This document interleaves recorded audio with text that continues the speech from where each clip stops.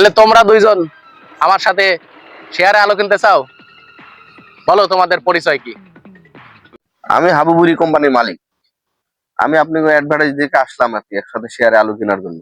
ওই মিয়া, তুমি তো নিজেই আলো কিনতে পারো। তুমি বিড়ি কোম্পানির মালিক, আমার সাথে শেয়ারে কেন আসছো? একাই কিনলে তো সমস্যা, দুদুকে ধরলে। আমি ছাত্র, টিউশনি করাই। ছাত্র, টিউশনি করাও? টিউশনের ইনকাম কি ডাকাতের চাইতে বেশি নাকি?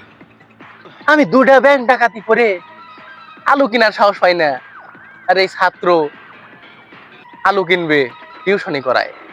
শুনছি অবশ্যই টিউশনের দাম নাকি বেশি।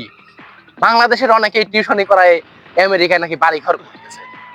ও গাদা, কেমন ইনকাম টিউশনির? গরিব স্কুল ছাত্র। আমার আব্বা মৃত্যু সজ্জায়, মৃত্যুর সময়ে সে শেষ ইচ্ছা প্রকাশ করছে একখানো আলু ভর্তা দিয়ে ভাত খাবে। আমি সন্তান হয়ে তাকে যদি আলু ভর্তা দিয়ে ভাত না খাওয়াতে পারি, আমার এই জীবন বৃথা। এই, খবরদার, তোর ওই মুখে তুই পবিত্র আলুর নাম নিবি না।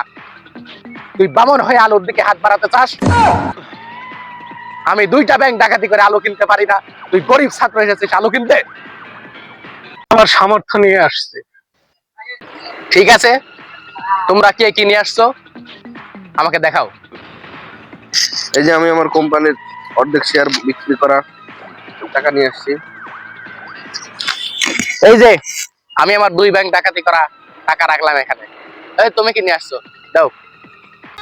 আমি নিয়ে আসছি আমার শেষ সম্বল। এই কি তেনা মেনা লিয়ে আইছিস? এই তেনা মেনা লিয়ে আইছো আলু কিনতে? আপনি জানেন এর ভিতর কি আছে? এর ভিতরে আমার কিডনি আছে, আমার কিডনি।